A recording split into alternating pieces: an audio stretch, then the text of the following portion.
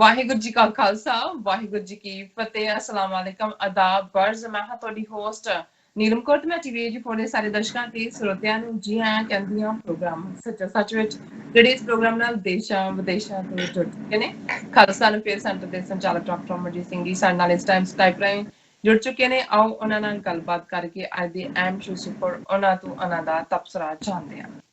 ਜੀ ਡਾਕਟਰ ਸਾਹਿਬ ਵਾਹਿਗੁਰੂ ਜੀ ਕਾ ਖਾਲਸਾ ਵਾਹਿਗੁਰੂ ਜੀ ਕੀ ਫਤਿਹ हाँ जी नीलम कौर जी ਤੁਹਾਨੂੰ ਵੀ ਤੇ ਟੀਵੀ 84 ਦੇ ਦੁਨੀਆ ਭਰ ਚ ਬੈਠੇ ਸਾਡੇ ਬਹੁਤ ਹੀ ਪਿਆਰੇ ਦਰਸ਼ਕਾਂ ਨੂੰ ਵੀ ਔਰ ਹਰ ਦੇਖਣ ਵਾਲੇ ਸੁਣਨ ਵਾਲੇ ਨੂੰ ਵੀ ਵਾਹਿਗੁਰੂ ਜੀ ਕਾ ਖਾਲਸਾ ਵਾਹਿਗੁਰੂ ਜੀ ਕੀ ਫਤਿਹ ਜੀ ਡਾਕਟਰ ਸਾਹਿਬ ਜੀ ਆਇਆਂ ਨੂੰ ਪ੍ਰੋਗਰਾਮ ਸੱਚੋ ਸੱਚ ਵਿੱਚ ਬਹੁਤ ਸ਼ੁਕਰੀਆ ਜੀ ਡਾਕਟਰ ਸਾਹਿਬ ਅੱਜ 29 ਜੂਨ 2020 15 ਹਾਰਡ ਨਾਨਕਸ਼ਾਹੀ ਸੰਮਤ 552 ਦਾ ਦਿਨ ਹੈ ਤੇ ਡਾਕਟਰ ਸਾਹਿਬ ਪ੍ਰੋਗਰਾਮ ਸ਼ੁਰੂ ਕਰਨ ਤੋਂ ਪਹਿਲਾਂ ਅਸੀਂ ਆਪਣੇ ਦਰਸ਼ਕਾਂ ਤੇ ਸਰੋਤਿਆਂ ਨੂੰ ਹਮੇਸ਼ਾ ਤਰ੍ਹਾਂ ਦੱਸਦੀ ਵਿਊਅਰਸ ਜੇ ਤੁਸੀਂ ਹੱਕ ਸੱਚ ਇਨਸਾਫ ਤੇ ਪੈਰਾ ਦਿੰਦਾ ਇੱਕ ਚੈਨਲ TV84 ਨੂੰ ਦੇਖਣਾ ਚਾਹੁੰਦੇ ਹੋ ਤਾਂ ਤੁਸੀਂ ਦੇਖ ਸਕਦੇ ਸਪੈਕਟਰਮ ਕੇਬਲ ਆਰਸੀਐਨ ਕੇਬਲ ਬੈਲਫਾਰ cable Canada roku Jadoo box ਸ਼ਾਵਾ ਫੇਸਬੁੱਕ TV84 ਦੀ ਐਪ ਰਾਹੀਂ online streaming and IP box ਤੇ ਤੁਸੀਂ TV84 ਨੂੰ ਦੇਖ ਸਕਦੇ ਹੋ ਵਿਊਅਰਸ ਜੇ ਤੁਸੀਂ TV84 ਨਾਲ ਜਾਂ ਪ੍ਰੋਗਰਾਮ ਸੱਚੋ ਸੱਚ ਨਾਲ ਫੇਸਬੁੱਕ ਰਾਹੀਂ ਜੁੜੇ ਹੋ ਤਾਂ ਇਸ ਨੂੰ ਵੱਧ ਤੋਂ ਵੱਧ ਲਾਈਕ ਕਰੋ ਤੇ ਸ਼ੇਅਰ ਕਰੋ ਅਤੇ ਨਾਲ ਹੀ YouTube ਤੇ ਸਬਸਕ੍ਰਾਈਬ ਵੀ ਕਰੋ ਇਹ ਵੀ ਦੱਸ ਦਿਓ ਕਿ ਤੁਸੀਂ TV84 ਦੀ ਐਪ ਨੂੰ ਐਂਡਰੋਇਡ ਐਂਡ ਐਪ ਸਟੋਰ ਤੇ ਡਾਊਨਲੋਡ ਕਰਕੇ ਜੋ TV84 ਦੀ ਲਾਈਵ ਸਟ੍ਰੀਮ ਹੈ ਉਸ ਨੂੰ ਤੁਸੀਂ 24 ਆਵਰਸ ਦੇਖ ਸਕਦੇ ਹੋ ਵਿਊਅਰਸ ਹੁਣ ਅਸੀਂ ਆਪਣੇ ਪ੍ਰੋਗਰਾਮ ਦੀ ਸ਼ੁਰੂਆਤ ਕਰਨ ਜਾ ਰਹੇ ਹਾਂ ਪ੍ਰੋਗਰਾਮ ਦੇ ਸ਼ੁਰੂ ਵਿੱਚ ਜਿਸ ਤਰ੍ਹਾਂ ਕਿ ਕਰੋਨਾ ਵਾਇਰਸ ਤੇ ਚੱਲਦਿਆਂ ਅਸੀਂ ਆਸ ਕਰਦੇ ਹਾਂ ਕਿ ਤੁਹਾਡਾ ਜੋ ਵੀਕਐਂਡ ਹੈ ਬਹੁਤ ਹੀ ਵਧੀਆ ਗੁਜ਼ਰਿਆ ਹੋਏਗਾ ਸੋ ਇਹ ਆਪਾਂ ਤੁਹਾਨੂੰ ਕਹਾਂਗੇ ਕਿ ਜਿਉਂਦੇ ਰਹੋ ਹੱਸਦੇ ਰਹੋ ਵਸਦੇ ਰਹੋ ਤੇ TV84 ਦੇ ਨਾਲ ਇਸੇ ਤਰ੍ਹਾਂ ਹੀ ਜੁੜੇ ਰਹੋ ਸੋ ਪ੍ਰੋਗਰਾਮ ਦੇ ਵਿੱਚ ਵਿਚਾਰੇ ਜਾਣ ਵਾਲੇ ਜਿਹੜੇ ਅੱਜ ਦੇ ਅਹਿਮ ਇਸ਼ੂ ਨੇ ਉਸ ਬਾਰੇ ਆਪਾਂ ਤੁਹਾਨੂੰ ਟੱਚ ਬੇਸ ਕਰ ਦਈਏ ਸੋ ਪਹਿਲੇ ਸੈਗਮੈਂਟ ਦੇ ਵਿੱਚ ਆਪਾਂ ਗੱਲਬਾਤ ਕਰਨ ਜਾ ਰਹੇ ਹਾਂ ਮਹਾਰਾਜਾ ਰਣਜੀਤ ਸਿੰਘ ਜੀ ਦੀ ਜਿਸ ਤਰ੍ਹਾਂ ਕਿ 181ਵੀਂ ਬਰਸੀ ਹੈ ਔਰ ਮਹਾਰਾਜਾ ਰਣਜੀਤ ਸਿੰਘ ਜੀ ਨੂੰ ਸ਼ੇਰੇ ਪੰਜਾਬ ਕਰਕੇ ਵੀ ਸੰਬੋਧਨ ਕੀਤਾ ਜਾਂਦਾ ਹੈ ਸੋ ਮਹਾਰਾਜਾ ਰਣਜੀਤ ਸਿੰਘ ਦੇ ਜੋ ਰਾਜ ਦੀਆਂ ਹੱਦਾਂ ਲੱਦਾਖ ਤੇ ਤਿੱਬਤ ਤੱਕ ਫੈਲੀਆਂ ਹੋਈਆਂ ਸਨ ਸੋ ਇਸ ਰਾਜ ਨੂੰ ਸਾਂਝਾ ਜੋ ਸਰਬ ਸਾਂਝਾ ਰਾਜ ਵੀ ਕਿਹਾ ਜਾਂਦਾ ਸੀ ਜਿਸ ਵਿੱਚ ਮੈਰਿਟ ਦੇ ਆਧਾਰ ਤੇ ਅਹੁਦੇ ਦਿੱਤੇ ਜਾਂਦੇ ਸਨ ਹਾਲ ਹੀ ਵਿੱਚ ਭਾਰਤ ਤੇ ਚੀਨ ਵਿਚਲੇ ਜੋ ਲੱਦਾਖ ਵਿੱਚ ਚੱਲ ਰਹੇ ਤਣਾਅ ਨੂੰ ਦੇਖਦਿਆਂ ਇਸ ਖਿੱਤੇ ਦੇ ਬਾਰਡਰ ਨਾਲ ਸੰਬੰਧਿਤ 1842 ਦੀ ਚੀਨ ਤਿੱਬਤ ਅਤੇ ਸਿੱਖ ਰਾਜ ਵਿਚਾਲੇ ਹੋਈ ਟ੍ਰੀਟੀ ਤੇ ਵੀ ਵਿਚਾਰ ਚਰਚਾ ਕਰਾਂਗੇ ਐਂਡ ਕਰੋਨਾ ਅਪਡੇਟ ਬਾਰੇ ਵੀ ਆਪਾਂ ਡਾਕਟਰ ਸਾਹਿਬ ਕੋਲ ਦੇ ਵਿਚਾਰ ਜਾਣਾਂਗੇ ਸੋ ਦੂਸਰੇ ਸੈਗਮੈਂਟ ਦੇ ਵਿੱਚ ਆਪਾਂ ਗੱਲਬਾਤ ਕਰਨ ਜਾ ਰਹੇ ਹਾਂ ਕਿ ਜੰਮੂ ਕਸ਼ਮੀਰ ਵਿੱਚ ਸਰਕਾਰ ਵੱਲੋਂ ਦੋ ਐਸੇ ਹੁਕਮ ਜਾਰੀ ਕੀਤੇ ਗਏ ਹਨ ਜਿਨ੍ਹਾਂ ਤੋਂ ਲੱਗਦਾ ਹੈ ਕਿ ਭਾਰਤ ਚੀਨ ਨਾਲ ਜੰਗ ਛਿੜਨ ਦੀਆਂ ਸੰਭਾਵਨਾਵਾਂ ਹਨ ਭਾਰਤ ਚੀਨ ਜੰਗ ਦੀ ਕਿੰਨੀ ਕੁ ਪੋਸਿਬਿਲਿਟੀ ਹੈ ਇਸ ਬਾਰੇ ਵਿਚਾਰ ਚਰਚਾ ਹੋਏਗੀ ਸੋ ਤੀਸਰੇ ਸੈਗਮੈਂਟ ਦੇ ਵਿੱਚ ਆਪਾਂ ਗੱਲਬਾਤ ਕਰਨ ਜਾਵਾਂਗੇ ਕਿ ਨੇਪਾਲ ਦੇ ਪ੍ਰਧਾਨ ਮੰਤਰੀ ਨੇ ਕਿਹਾ ਹੈ ਕਿ ਭਾਰਤ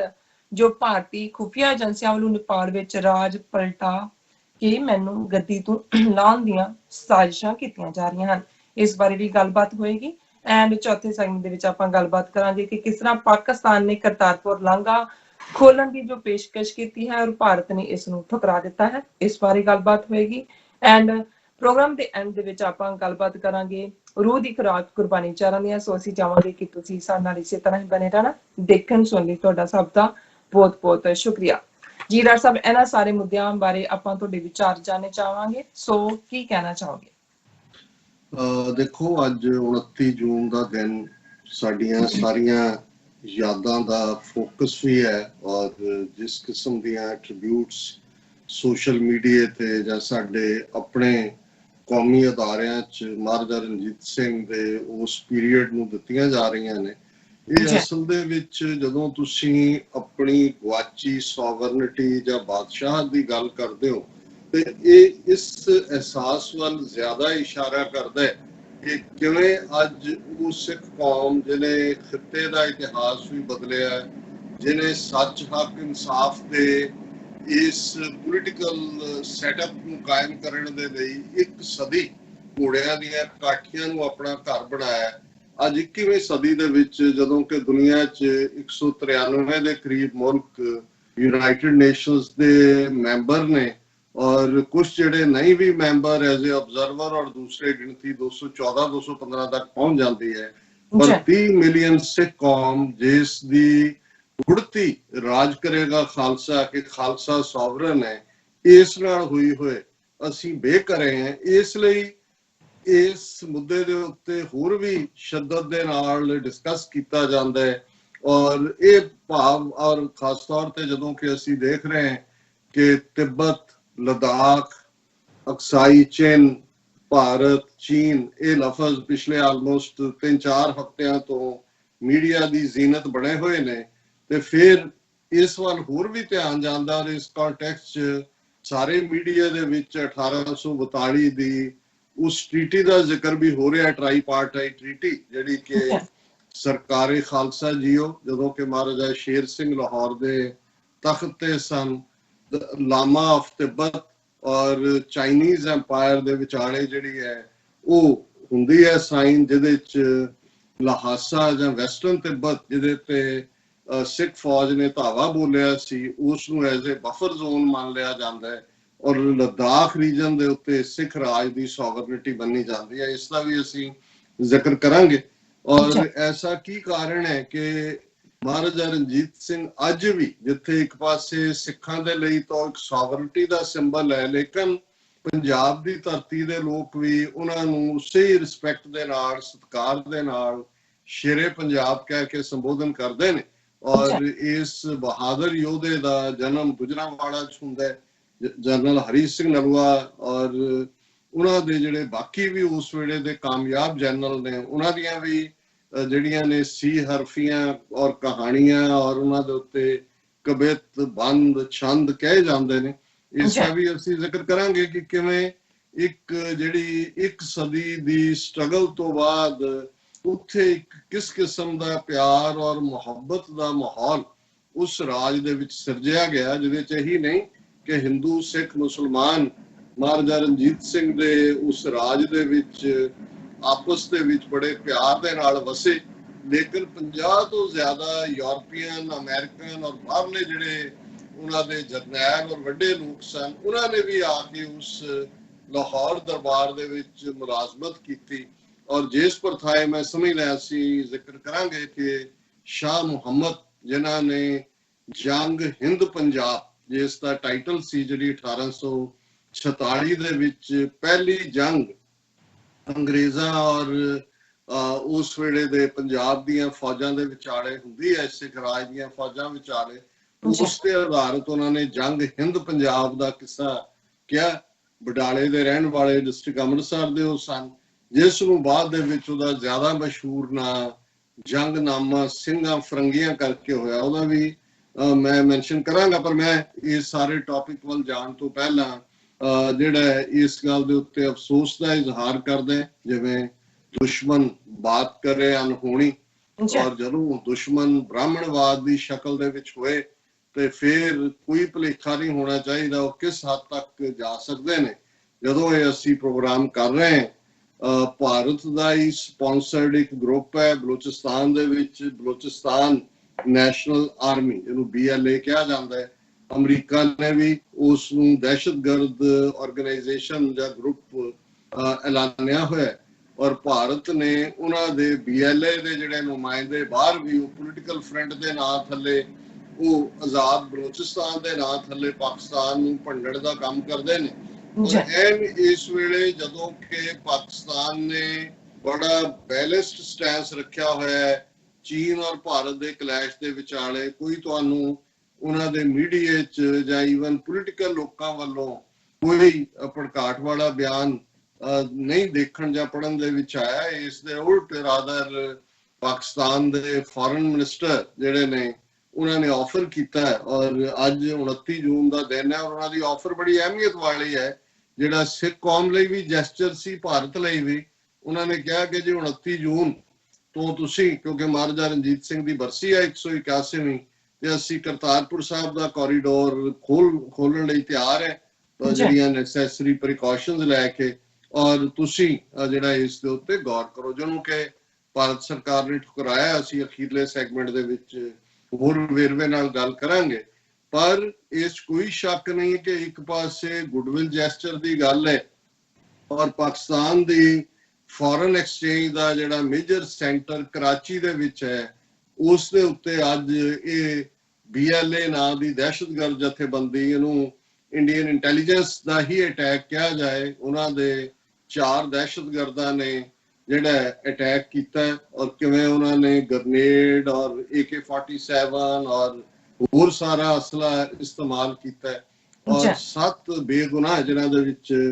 4 ਉਹਨਾਂ ਦੇ ਸਿਕਿਉਰਿਟੀ ਦੇ ਬੰਦੇ ਨੇ, ਇੱਕ ਸ਼ਾਇਦ ਰੈਗੂਲਰ ਪੁਲਿਸ ਦਾ ਹੈ ਔਰ ਬਾਕੀ ਹੋ ਸਕਦਾ ਹੈ ਕਾਮਨਰ ਹੋਣ, ਅਜੇ ਬਹੁਤੀਆਂ ਡਿਟੇਲਸ ਨਹੀਂ ਨੇ, ਪਰ ਕੁੱਲ ਸਣੇ ਦਹਿਸ਼ਤਗਰਦਾਂ ਦੇ ਜਿਹੜੀਆਂ ਮੌਤਾਂ ਨੇ ਉਹ 11 ਨੇ।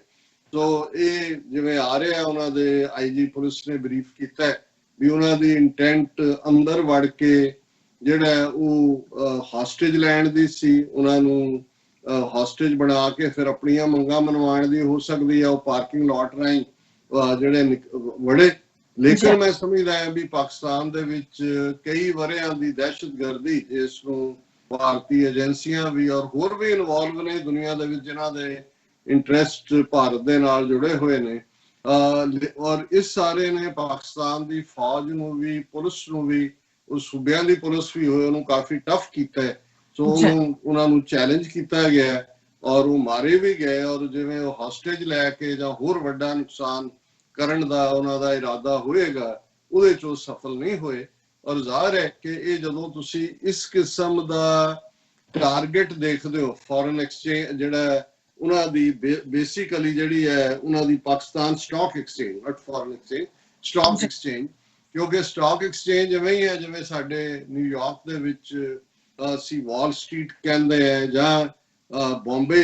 ਜਿਹੜੀ ਹੈ ਉਹਨਾਂ ਦੀ ਸਟਾਕ ਐਕਸਚੇਂਜ ਹੈ ਭਾਰਤ ਦੀ, ਕਿਉਂਕਿ ਇਹ ਉਹ ਮੁਕਾਮ ਨੇ ਜਿੱਥੋਂ ਕਿ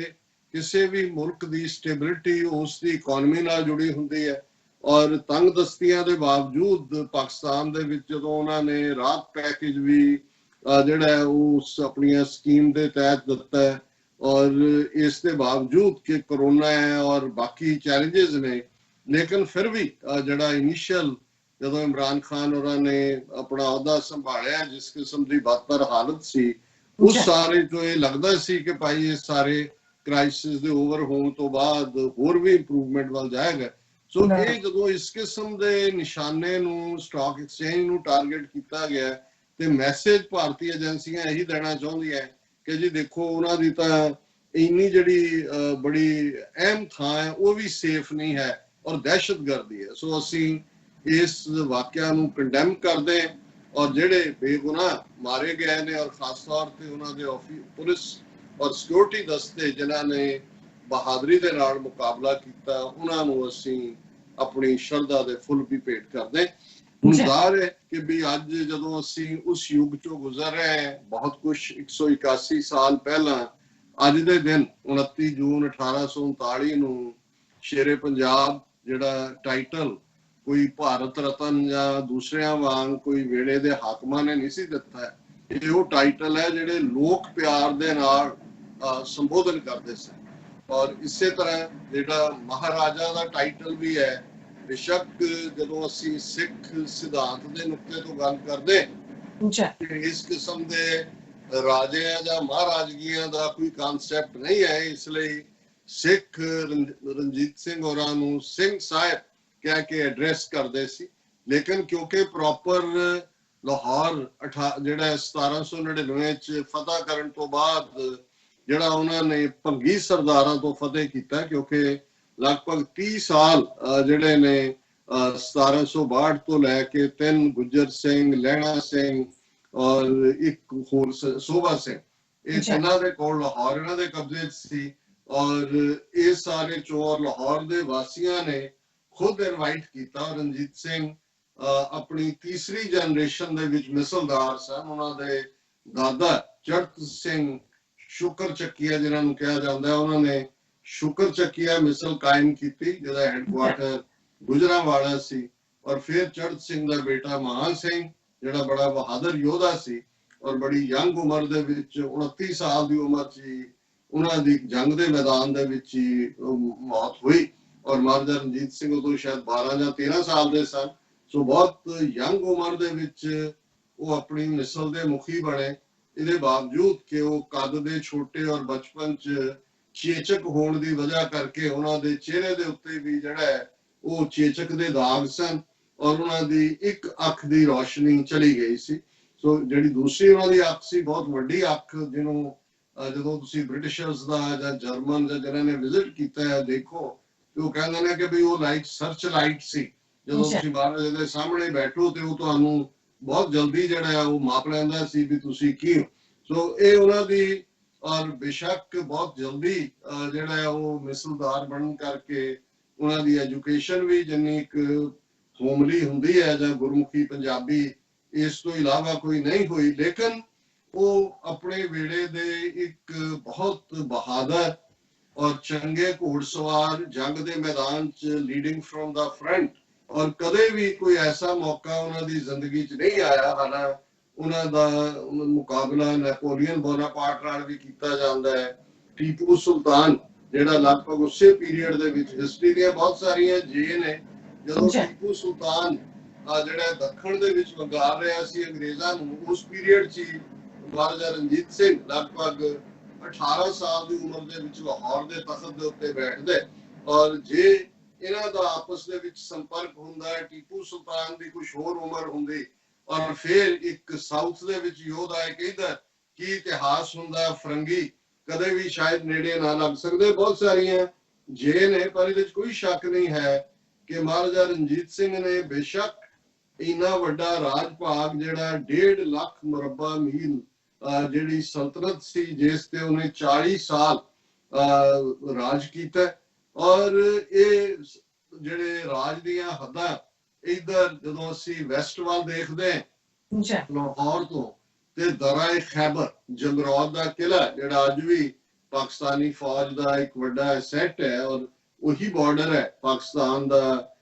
ਜਿਹੜਾ ਅਫਗਾਨਿਸਤਾਨ ਦੇ ਨਾਲ ਜਿਹੜਾ ਸਿੱਖ ਰਾਜ ਦੇ ਵੇਲੇ ਡਰਾ ਹੋਇਆ, ਔਰ ਬਾਅਦ ਦੇ ਵਿੱਚ ਥੋੜੀਆਂ ਬਹੁਤ ਚੇਂਜਸ ਦੇ ਨਾਲ ਜਿਹਨੂੰ ਡਿਊਰੈਂਟ ਲਾਈਨ ਕਿਹਾ ਜਾਂਦਾ ਹੈ, 1892 ਜਾਂ 1893 ਦੇ ਵਿੱਚੋਂ ਅੰਗਰੇਜ਼ਾਂ ਨੇ ਅਫਗਾਨਿਸਤਾਨ ਔਰ ਬ੍ਰਿਟਿਸ਼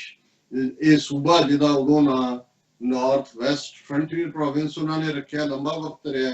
ਕੁਝ ਸਮਾਂ ਪਹਿਲਾਂ ਹੀ ਉਹਨੂੰ ਖੈਬਰ ਪਖਤੂਨਖਵਾ ਦਾ ਨਾਂ ਦਿੱਤਾ ਗਿਆ। ਸੋ ਉਹੀ ਬਾਰਡਰ ਹੈ ਵੈਸਟ ਦੇ ਵਿੱਚ, ਉੱਥੋਂ ਤੱਕ ਜਾਣਾ, ਔਰ ਇਹ 800 ਸਾਲ ਦੇ ਪੀਰੀਅਡ 'ਚ ਪਹਿਲੀ ਵਾਰ ਸੀ ਕਿ ਕੋਈ native son of the soil ਇਸ ਧਰਤੀ ਦਾ ਜਿਹਨੇ ਦਰਿਆ ਇੰਡਸ ਪਾਰ ਕੀਤਾ, ਔਰ ਪਿਸ਼ਾਵਰ ਜਿਹੜੀ ਕਿਸੇ ਵੇਲੇ ਹਾਲਾਂ ਅਫਗਾਨਿਸਤਾਨ ਇੱਕ ਸਟੇਟ ਫਾਰਮ ਦੇ ਵਿੱਚ ਤਾਂ ਉਦੋਂ ਐਗਜ਼ਿਸਟ ਨਹੀਂ ਸੀ ਕਰਦੀ, ਇਹ ਕ੍ਰੈਡਿਟ ਅਹਿਮਦ ਸ਼ਾਹ ਅਬਦਾਲੀ ਨੂੰ ਜਾਂਦਾ ਹੈ ਜਿਹਨੇ ਅਫਗਾਨਿਸਤਾਨ ਨੂੰ ਐਜ਼ ਏ ਨੇਸ਼ਨ ਸਟੇਟ ਜਾਂ ਇੱਕ ਬਣਾਇਆ। ਇਹ ਖੁਰਾਸਾਨ ਪ੍ਰੋਵਿੰਸ ਦੇ ਤੌਰ ਤੇ, ਜਿਹੜਾ ਖੁਰਾਸਾਨ ਕਦੇ ਪਰਸ਼ੀਅਨ ਐਮਪਾਇਰ ਦਾ ਹਿੱਸਾ ਹੈ, ਫਿਰ ਦਿੱਲੀ ਦੀ ਮੁਗਲ ਸਲਤਨਤ ਦਾ ਹਿੱਸਾ ਵੀ ਰਿਹਾ, ਔਰ ਜਦੋਂ ਗੁਰੂ ਨਾਨਕ ਸਾਹਿਬ ਨੇ ਵੀ ਬਾਬਰ ਜਿਹੜਾ ਕਿ ਉਜ਼ਬੈਕ ਸੀ, ਉਹਨੇ 1521 ਦੇ ਵਿੱਚ ਪਹਿਲੀ ਵਾਰ ਆਇਆ, ਫਿਰ 1526 ਚ ਪਾਣੀਪਤ ਦੀ ਲੜਾਈ ਚ ਲੋਧੀ ਪਠਾਣਾ ਨੂੰ ਹਰਾ ਕੇ ਦਿੱਲੀ ਤਖਤ ਤੇ ਬੈਠਾ, ਤੇ ਉਸ ਨੂੰ ਵੀ ਜਿਹੜਾ ਕਿਉਂਕਿ ਉਸ ਵੇਲੇ ਅਫਗਾਨਿਸਤਾਨ ਰਿਆਸਤ ਨਹੀਂ ਸੀ, ਖੁਰਾਸਾਨ ਸੀ, ਸੋ ਗੁਰੂ ਨਾਨਕ ਸਾਹਿਬ ਨੇ ਵੀ ਬਾਣੀ ਚ ਫਰਮਾਇਆ, ਖੁਰਾਸਾਨ ਖਸਮਾਨਾ ਕੀਆ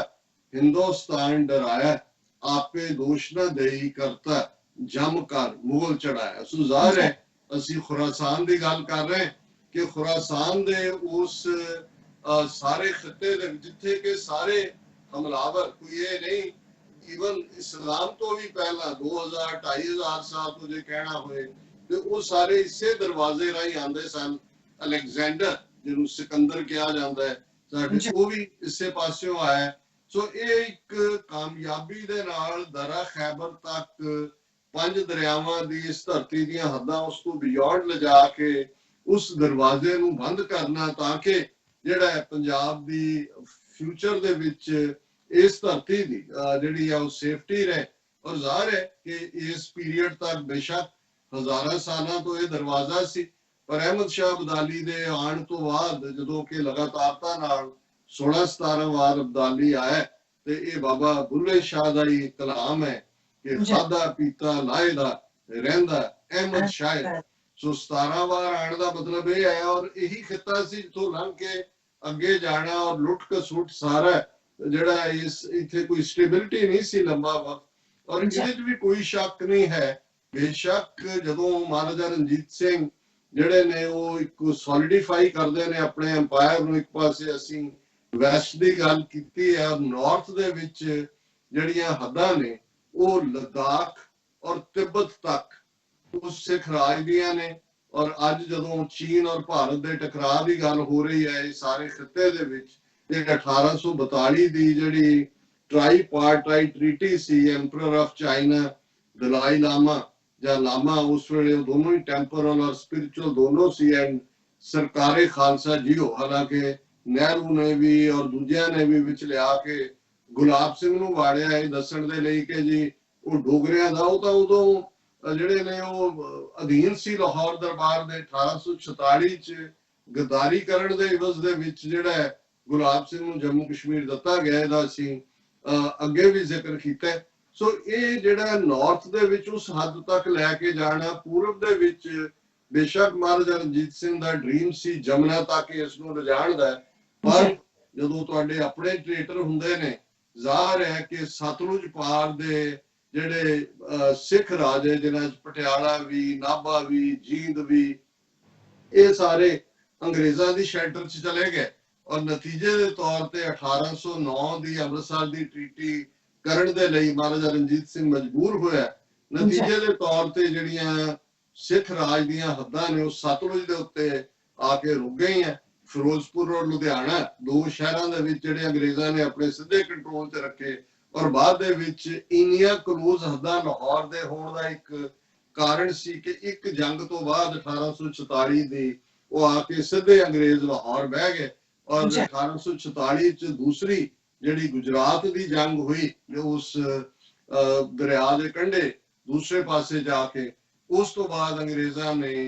ਜਿਹੜਾ ਉਹਨੂੰ ਪੱਕੇ ਤੌਰ ਦੇ ਉੱਤੇ ਆਪਣੇ 29 ਮਾਰਚ 1849 ਨੂੰ ਪੰਜਾਬ ਨੂੰ ਅਨੈਕਸ ਕੀਤਾ। ਸੋ ਇੱਕ ਦੁਖਦ ਕਹਾਣੀ ਵੀ ਹੈ, ਔਰ ਇਹਦੇ ਚ ਕੋਈ ਸ਼ੱਕ ਨਹੀਂ ਹੈ ਕਿ 40 ਸਾਲ ਦਾ ਇਹ ਰਾਜ 1799 ਤੋਂ 1839 ਤੱਕ, ਜਿਸ ਬਾਰੇ ਮੈਂ ਸਮਝ ਰਿਹਾ, ਜਦੋਂ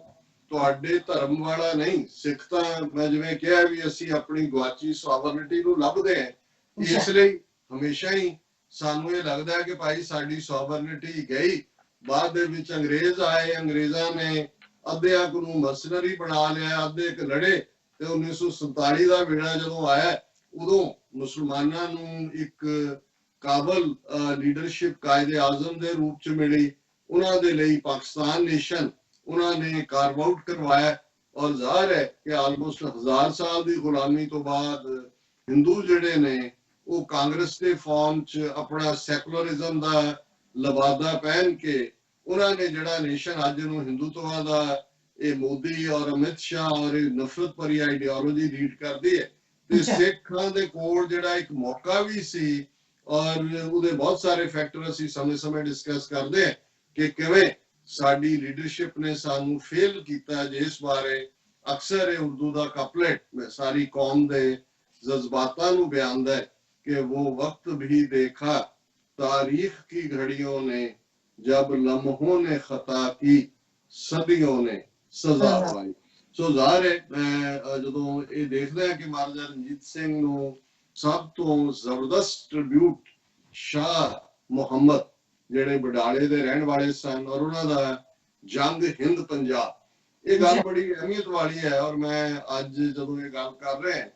ਕਿ ਸਾਡਾ ਪੰਜਾਬ ਦਾ ਖਿੱਤਾ, ਬੇਸ਼ੱਕ ਉਹ ਸਾਡਾ ਚੜ੍ਹਦਾ ਪੰਜਾਬ ਹੈ ਜਾਂ ਪਾਕਿਸਤਾਨ ਵਿਚਲਾ ਲਹਿੰਦਾ ਪੰਜਾਬ ਹੈ, ਔਰ ਪੰਜਾਬ ਲਫ਼ਜ਼ ਵੀ ਬੇਸ਼ੱਕ ਇਹਦੇ ਪਹਿਲੇ ਨਾਂ ਸਪਤ ਸਿੰਧੂ ਜਾਂ ਕਦੇ ਉਸ ਹੋਰ ਨਾਵਾਂ ਨਾਲ ਉਹਨੂੰ ਸੰਬੋਧਨ ਕੀਤਾ ਜਾਂਦਾ ਹੈ। ਪਰ ਜੇ ਮੈਂ ਗਲਤ ਨਾ ਹੋਵਾਂ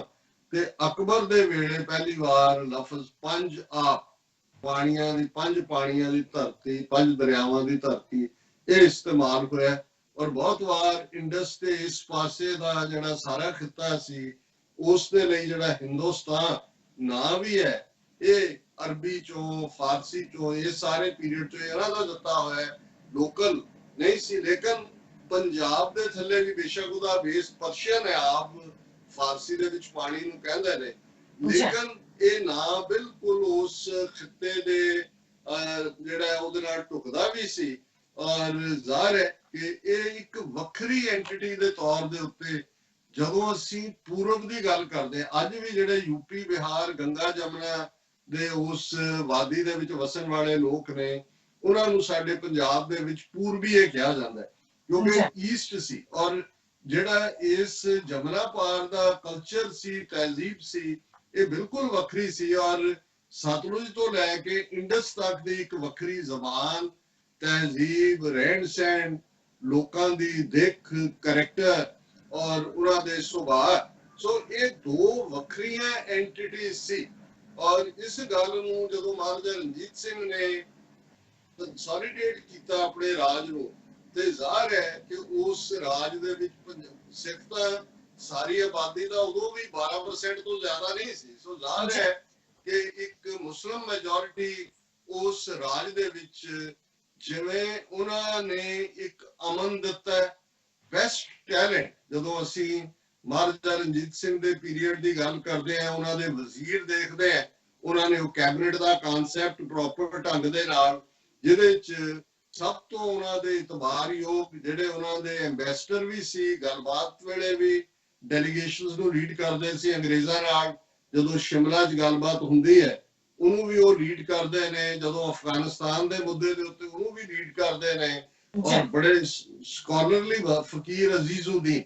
ਜਿਹੜੇ ਉਹਨਾਂ ਨੂੰ ਅਸੀਂ ਫੋਰਨ ਮਿਨਿਸਟਰ ਕਰਕੇ, ਔਰ ਸਭ ਤੋਂ ਟਰਸਟਵਰਦੀ ਉਹਨਾਂ ਦੇ ਰਾਜ ਦੇ ਵਿੱਚ, ਜਿਨ੍ਹਾਂ ਨੂੰ ਇਹ ਹੱਕ ਹਾਸਿਲ ਸੀ ਕਿ ਉਹ ਉਹਨਾਂ ਦੇ ਈਵਨ ਬੈਡਰੂਮ ਦੇ ਵਿੱਚ ਜਾ ਕੇ ਵੀ ਜੇ ਕੋਈ ਫੈਸਲਾ ਦਿਨ ਵੇਲੇ ਉਹਨਾਂ ਨੇ ਦਰਬਾਰ ਦੇ ਵਿੱਚ ਡਿਫਰੈਂਟਲੀ ਕੀਤਾ ਤੇ ਉਹਨੂੰ ਉਹ ਅਨਡੂ ਕਰ ਸਕਦੇ ਸੀ। ਔਰ ਇਹੀ ਨਹੀਂ ਹੈ, ਅਸੀਂ ਇਹ ਦੇਖਦੇ ਹਾਂ ਕਿ ਉਹਨਾਂ ਦੇ ਦੋ ਭਰਾ ਜਿਹੜੇ ਸੀ, ਉਹ ਵੀ ਮੁਕੰਮਲ ਤੌਰ ਦੇ ਉੱਤੇ ਉਸ ਵਜ਼ੀਰੀ ਦੇ ਰੁਤਬੇ ਦੇ ਨਾਲ ਨੂਰੁਦੀਨ ਔਰ ਇਮਾਮੁਦੀਨ। ਹੁਣ ਨੂਰੁਦੀਨ ਜਿਹੜੇ ਨੇ, ਉਹ ਲਾਹੌਰ ਦੇ ਵਿੱਚ, ਜਿਹਨੂੰ ਅਸੀਂ ਅੱਜ ਦੀ ਕੰਟੈਕਟ ਹੋਮ ਮਿਨਿਸਟਰੀ ਕਹਾਂਗੇ, ਉਹ ਸਾਰੇ ਲਾਅ ਐਂਡ ਆਰਡਰ ਦੇ ਇੰਚਾਰਜ ਸੀ। ਔਰ ਇਮਾਮੁਦੀਨ, ਜਿਨ੍ਹਾਂ ਦੇ ਕੋਲ ਜਿੱਥੇ ਸਿੱਖ ਰਾਜ ਦਾ ਖਜ਼ਾਨਾ,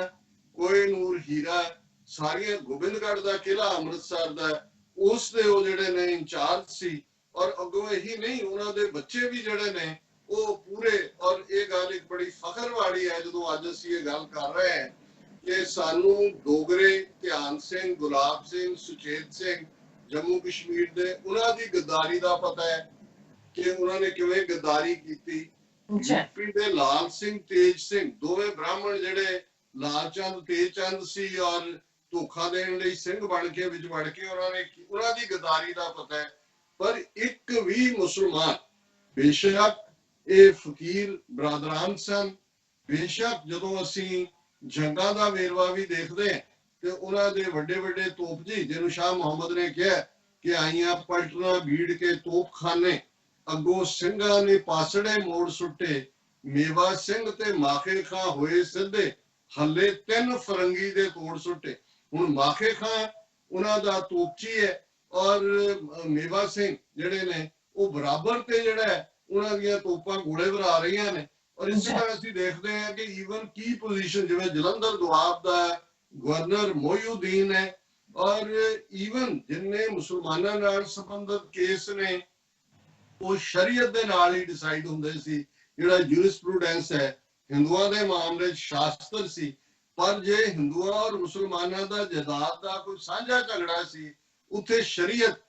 ਜਿਹੜੀ ਆ ਉਹਦੇ ਮੁਤਾਬਕ ਫੈਸਲੇ ਹੁੰਦੇ ਸੀ। ਔਰ ਅਸੀਂ ਇਹ ਦੇਖਦੇ ਹਾਂ ਕਿ ਧਾਰਮਿਕ ਗਰੰਟਾਂ ਇਹੀ ਨਹੀਂ ਜਿਹੜੀਆਂ ਪਹਿਲੀਆਂ ਸੀ ਉਹਨਾਂ ਨੂੰ ਬਹਾਲ ਕੀਤਾ, ਲੇਕਿਨ ਉਹ ਮੰਦਰ ਹੋਣ, ਮਸੀਤਾਂ ਹੋਣ, ਗੁਰਦੁਆਰੇ ਹੋਣ, ਐਜੂਕੇਸ਼ਨ ਸਿਸਟਮ ਜਿਹੜਾ ਉਦੋਂ ਇਹੀ ਸੀ ਸਾਡੀ। ਔਰ ਇਹ ਵੀ ਜਿਹੜੇ ਸਕਾਲਰਸ ਦਾ ਕਹਿਣਾ ਹੈ ਕਿ 90% ਲਿਟਰੇਸੀ ਰੇਟ ਸੀ, ਭਾਵੇਂ ਅੰਗਰੇਜ਼ਾਂ ਨੇ ਲਿਟਰੇਸੀ ਰੇਟ ਅੰਗਰੇਜ਼ੀ ਸਕੂਲ ਜੋੜ ਕੇ ਬਣਾ ਦਿੱਤਾ ਹੈ, ਲੇਕਿਨ ਉਸ ਵੇਲੇ ਬੀਬੀਆਂ ਹੋਣ, ਉਹਨਾਂ ਦਾ ਬੇਸ਼ੱਕ ਗੁਰਦੁਆਰੇ ਜਿਹਨੂੰ ਧਰਮਸਾਲ ਕਹਿੰਦੇ ਸੀ, ਜਾਂ ਮਸੀਤ ਜਾਂ ਮੰਦਰ, ਉਹ ਮਦਰਸਾ ਹੈ ਜਾਂ ਪਾਠਸ਼ਾਲਾ ਹੈ, ਉਸ ਦਾ ਹੀ ਜਿਹੜੇ ਨੇ ਉਹ ਅਦਾਰੇ ਸਨ, ਲੇਕਿਨ ਉਹਨਾਂ ਨੂੰ ਖੁੱਲ ਕੇ ਗ੍ਰਾਂਟਾਂ ਦਿੱਤੀਆਂ ਗਈਆਂ। ਇਸੇ ਤਰ੍ਹਾਂ ਜੇ ਦਰਬਾਰ ਸਾਹਿਬ ਅੰਮ੍ਰਿਤਸਰ ਜਾਂ ਬਾਕੀ ਗੁਰਦੁਆਰਾ ਸਾਹਿਬਾਨ ਦੇ ਲਈ ਉਹਨਾਂ ਨੇ ਖੁੱਲ ਕੇ ਗ੍ਰਾਂਟਾਂ ਦਿੱਤੀਆਂ। ਫਿਰ ਜਿੰਨੀਆਂ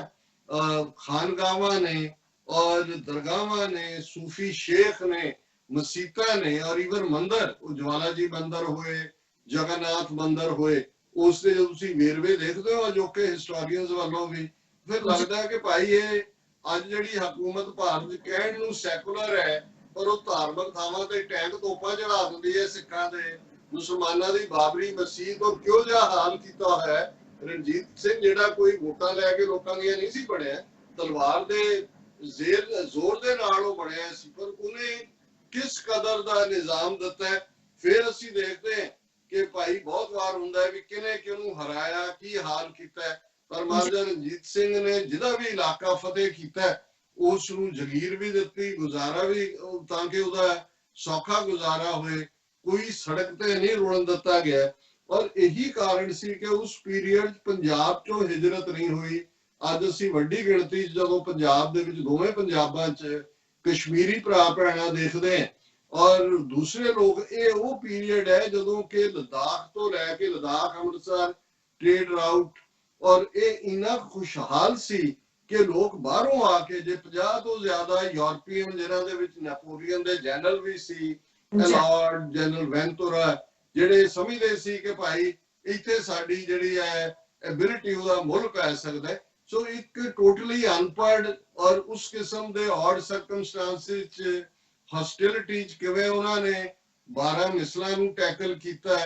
ਕਿਵੇਂ ਉਹਨਾਂ ਨੇ ਮਿਲਟਰੀ ਸਟ੍ਰੈਟਜੀ ਆਪਣੀ ਬਣਾਈ। ਜਦੋਂ ਤੁਸੀਂ ਉਹਦਾ ਇੱਕ ਇੱਕ ਐਸਪੈਕਟ ਦੇਖਦੇ ਹੋ ਤੇ ਫਿਰ ਜ਼ਾਹਰ ਹੈ ਕਿ ਉਹਦੇ ਵਿੱਚ ਤੁਹਾਨੂੰ ਇਸ ਗੱਲ ਦਾ ਫਖਰ ਹੁੰਦਾ ਹੈ ਕਿ ਭਾਈ ਘੱਟੋ ਘੱਟ ਉਸ ਧਰਤੀ ਦਾ ਪੁੱਤਰ, ਬੇਸ਼ੱਕ ਸਿੱਖ ਹੋਣ ਦੇ ਨਾਤੇ ਅਸੀਂ ਫਖਰ ਕਰਦੇ ਹਾਂ ਕਿ ਮਹਾਰਾਜਾ ਰਣਜੀਤ ਸਿੰਘ ਜਿਹੜੇ ਨੇ ਉਹ ਸ਼ੇਰੇ ਪੰਜਾਬ। ਲੇਕਿਨ ਉਹਨਾਂ ਨੂੰ ਜਦੋਂ ਅਸੀਂ, ਮੈਂ ਸ਼ਾਹ ਮੁਹੰਮਦ ਦੀ ਜੇ ਗੱਲ ਕਰਾਂ ਤੇ ਸ਼ਾਹ ਮੁਹੰਮਦ ਨੇ ਪਹਿਲਾਂ, ਮੈਂ ਜਿਹੜਾ ਉਹਨਾਂ ਨੇ ਰਣਜੀਤ ਸਿੰਘ ਨੂੰ ਟ੍ਰਿਬਿਊਟ ਦਿੱਤੀ ਹੈ, ਔਰ ਕਿਉਂ ਦਿੱਤੀ ਉਸ ਦਾ ਵੀ ਉਹਨਾਂ ਨੇ ਉਸ ਕਿੱਸੇ ਦੀ ਬਿਗਨਿੰਗ ਦੇ ਵਿੱਚ ਹੀ ਗੱਲ ਕੀਤੀ। ਜੋ ਉਹਨਾਂ ਨੂੰ ਟ੍ਰਿਬਿਊਟ ਦਿੰਦੇ ਆ ਮਹਾਰਾਜਾ ਰਣਜੀਤ ਸਿੰਘ ਨੂੰ, ਸ਼ਾਹ ਮੁਹੰਮਦ ਕਹਿੰਦੇ ਨੇ,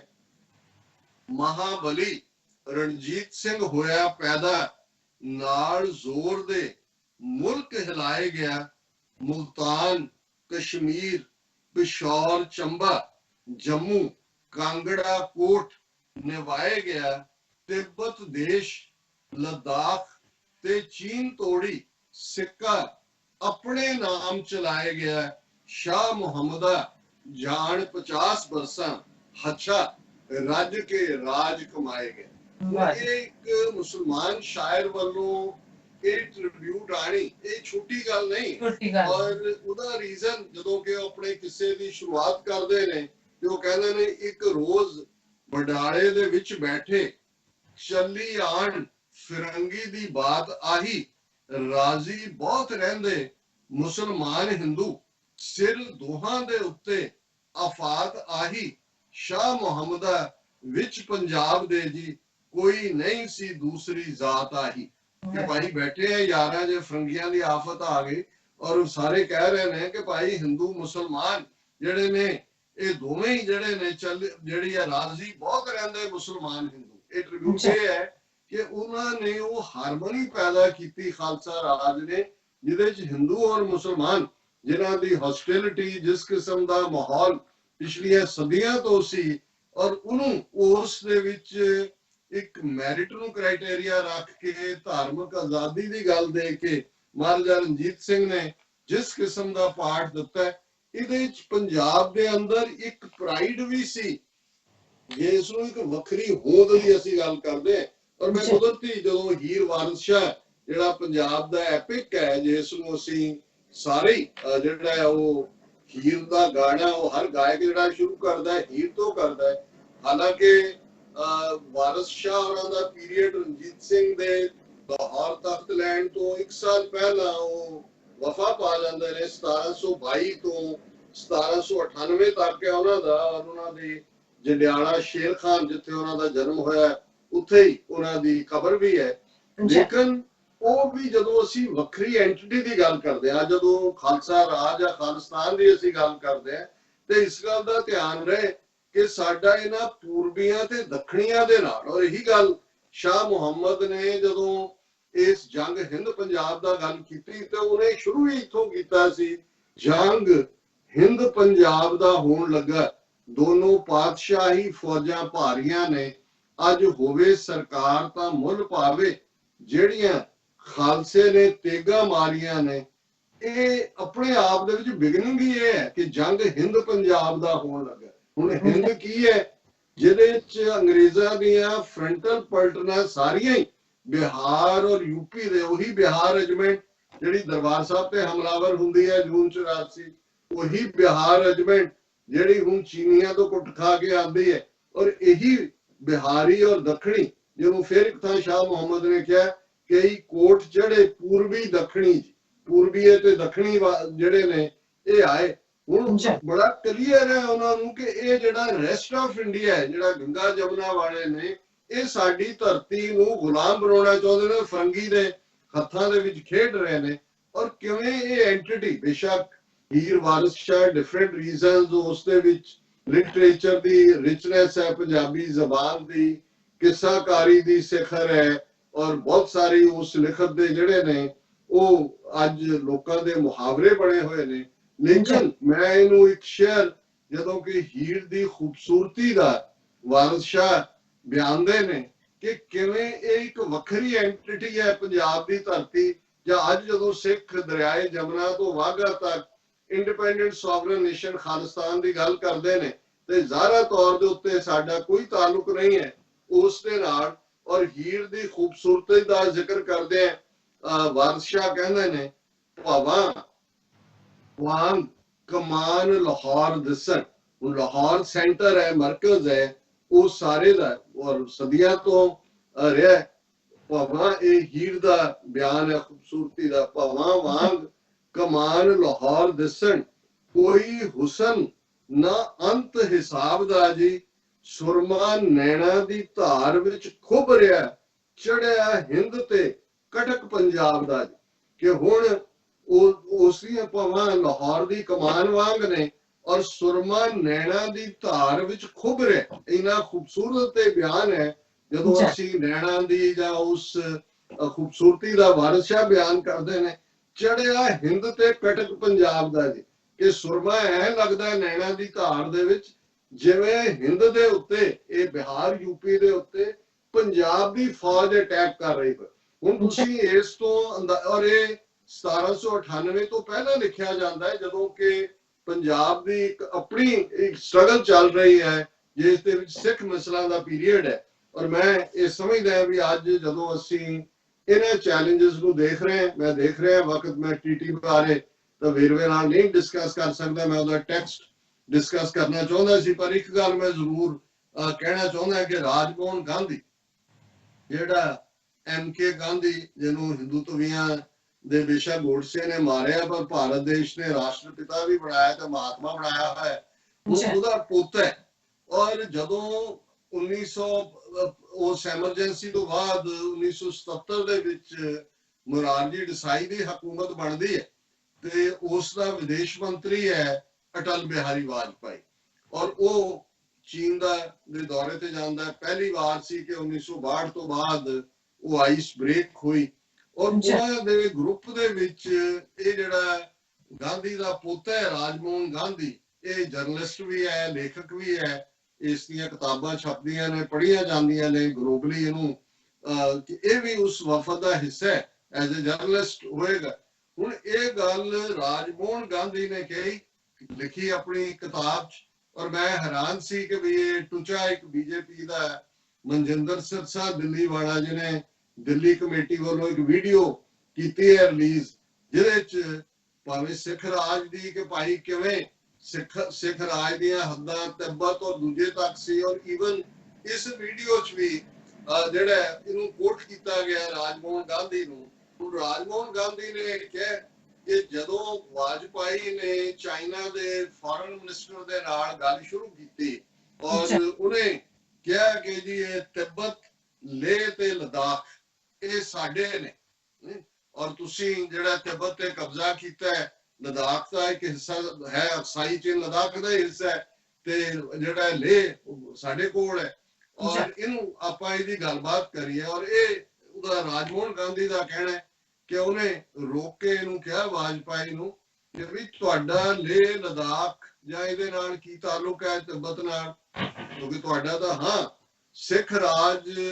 ਮਹਾਰਾਜਾ ਰਣਜੀਤ ਸਿੰਘ ਦਾ ਰਾਜ ਜਿਹੜਾ ਹੈ ਉਹਨਾਂ ਦੇ ਨਾਲ ਸੰਧੀ ਹੈ, ਉਹਨਾਂ ਦਾ ਜਦੋਂ ਹੋਏਗਾ ਉਹਨਾਂ ਨਾਲ ਅਸੀਂ ਗੱਲਬਾਤ ਕਰਾਂਗੇ। ਤੁਹਾਡਾ ਤਾਂ ਇਹਦੇ ਤੇ ਕੋਈ ਗੱਲਬਾਤ ਕਰਨ ਦਾ ਵੀ ਹੱਕ ਨਹੀਂ ਬਣਦਾ। ਹੁਣ ਜ਼ਾਹਰ ਹੈ ਕਿ ਇਹ ਉਸ 1842 ਨੂੰ ਹੀ, ਹਾਲਾਂਕਿ ਉਹ ਟ੍ਰੀਟੀ ਜਿਹੜੀ ਹੈ ਮਹਾਰਾਜਾ ਸ਼ੇਰ ਸਿੰਘ ਦੇ ਵੇਲੇ ਹੁੰਦੀ ਹੈ, ਪਰ ਆਲਰੇਡੀ ਲਦਾਖ ਦੇ ਨਾਲ ਜਿਹੜਾ ਲਦਾਖ ਦੇ ਉੱਤੇ ਔਰ ਬਲੂਚਿਸਤਾਨ ਵਾਲਾ ਜਿਹੜਾ ਹਿੱਸਾ ਸੀ, ਇਹ 1832 ਦੇ ਵਿੱਚ ਜਦੋਂ ਰਣਜੀਤ ਸਿੰਘ ਦੇ ਜਰਨੈਲ ਜ਼ੋਰਾਵਰ ਸਿੰਘ ਨੇ ਇਸ ਨੂੰ ਫਤਹ ਕੀਤਾ ਸੀ ਲਦਾਖ ਨੂੰ, ਉਦੋਂ ਇਹ ਹੋਈ ਸੀ। ਸੋ ਇਹ ਆਪਣੇ ਆਪ ਦੇ ਵਿੱਚ ਬੜੀ ਅਹਿਮੀਅਤ ਵਾਲੀ ਗੱਲ ਹੈ, ਜਿਸ ਨੂੰ ਮੈਂ ਸਮਝਦਾ ਕਿ ਵੀ ਅੱਜ ਜਦੋਂ ਅਸੀਂ ਖਾਲਿਸਤਾਨ ਦੀ ਸਟਰਗਲ ਵੱਲ ਤੁਰੇ ਹੋਏ ਹਾਂ, ਇਹ ਕਿੰਨਾ ਕੁ ਇੰਟਰਸਟ ਇਹ ਹੁਣ ਜੇ ਰਾਜਮੋਹਨ ਦੇਸਾਈ ਦਾ ਸੋਰਸ ਹੈ, ਔਰ ਅਕਸਰ ਇਸ ਦੇ ਉੱਤੇ ਸਾਡੇ ਬਹੁਤ ਸਾਰੇ ਪੰਜਾਬੀ ਪੱਤਰਕਾਰਾਂ ਨੇ ਵੀ ਲਿਖਿਆ, ਉਹਨੇ ਦੇਖਣਾ ਹੋਏਗਾ ਕਿ ਚਾਈਨਾ ਖਾਲਿਸਤਾਨ ਦੀ ਸਟਰਗਲ ਨੂੰ ਕਿੰਨਾ ਸੀਰੀਅਸਲੀ ਲਏਗਾ, ਜਾਂ ਆਉਣ ਵਾਲੇ ਪੀਰੀਅਡ ਦੇ ਵਿੱਚ ਸਾਡਾ ਉਹਨਾਂ ਦੇ ਨਾਲ ਕੋਈ ਰਾਬਤਾ ਬਣਦਾ ਹੈ, ਕੋਈ ਰਾਬਤਾ ਖੁੱਲਦਾ ਹੈ, ਤੇ ਅਸੀਂ ਸਮਝਦੇ ਹਾਂ ਕਿ ਵੀ ਇਸ ਵੇਲੇ ਇਸ ਟ੍ਰੀਟੀ ਦਾ ਜ਼ਿਕਰ ਹੋਣਾ, ਜਾਂ ਈਵਨ ਦਿੱਲੀ ਕਮੇਟੀ ਵੱਲੋਂ ਰਾਜਮੋਹਨ ਦੇਸਾਈ ਨੂੰ, ਰਾਜਮੋਹਨ ਗਾਂਧੀ ਨੂੰ ਕੋਟ ਕਰਕੇ ਇਸ ਸਾਰੇ ਨੂੰ ਕੋਟ ਕਰਨਾ, ਇਹ ਆਪਣੇ ਆਪ ਦੇ ਵਿੱਚ ਅਹਿਮੀਅਤ ਦੀ ਗੱਲ ਹੈ ਕਿ ਭਾਈ ਅਸੀਂ, ਸਾਡੀ ਫੌਜ ਉੱਥੇ ਲਦਾਖ ਜਾਂ ਉਹ ਦੂਸਰੇ ਪਾਸੇ ਜਾ ਕੇ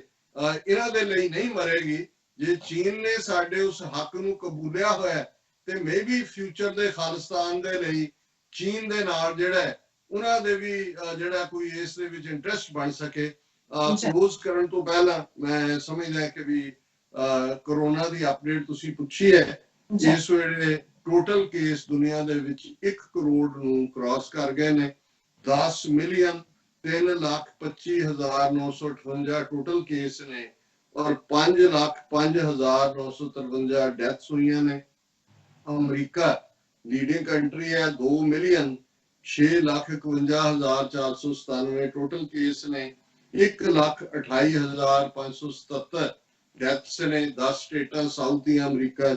ਬੜੀ ਤੇਜ਼ੀ ਨਾਲ ਸਪਰੈਡ ਹੈ। ਭਾਰਤ ਜਿੱਥੇ